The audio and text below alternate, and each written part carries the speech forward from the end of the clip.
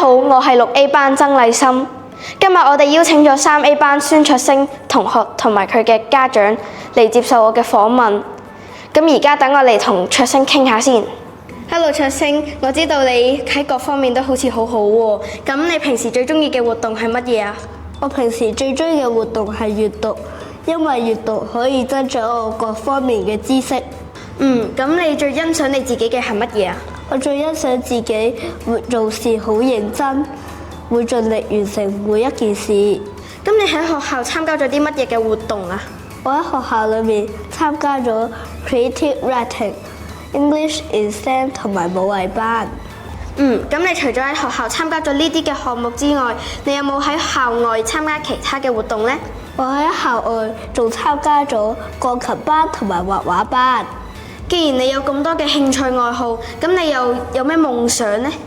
我嘅夢想係做一名 AI 工程師，因為我對 AI 有濃厚嘅興趣。既然你嘅夢想係 AI 工程師，咁你嘅榜樣係邊個呢？點解啊？我嘅榜樣係我家姐，因為佢好識得追求自己嘅目標。多謝卓星，咁我哋而家一齊嚟睇下卓星爸爸佢對於管教卓星嘅分享啦。究竟點樣睇小朋友個成就呢？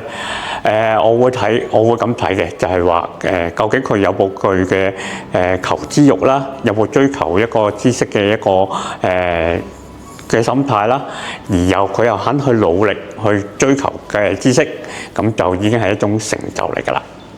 對於小朋友最成長裏邊咧，最重要嘅價值觀係咩咧？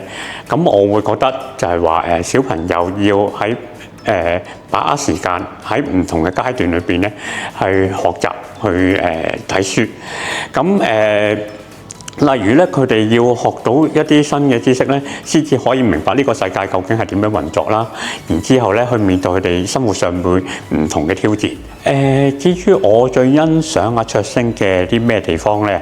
咁其實咧，我覺得最欣賞佢咧，佢有一個好強嘅求知欲，佢好中意去佢有好強烈嘅自學精神嘅。例如咧，佢細個嗰陣時候咧。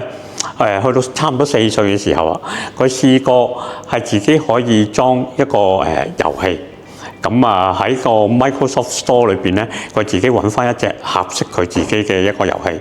咁個遊戲咧係可以教到佢咧英文啊，教到佢一啲顏色嘅字彙啊，或者係英文數字嘅字彙咁樣。關於卓星嘅期望嗰方面咧，我會希望咧佢除咗可以保持住呢種學習精神啦，亦都會咧揾到自己嘅方向，去繼續去努力啦。然之後咧，佢會當佢面對咗問題嘅時候咧，佢會去解決到佢嘅問題。然之後咧，所有問題咧都會變得迎刃而解嘅。咁亦都可以提升佢自己 EQ 啦，去克服所有嘅困難啦。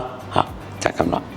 訪問咗卓星，又睇咗爸爸嘅分享，我先至明白到原來卓星佢優越成績嘅表現係因為佢熱愛學習同埋凡事盡力嘅態度。雖然我身為佢嘅師姐，但係我都喺佢身上學到唔少。我希望佢可以繼續努力，夢想成真。今日嘅訪問就告一段落，再見。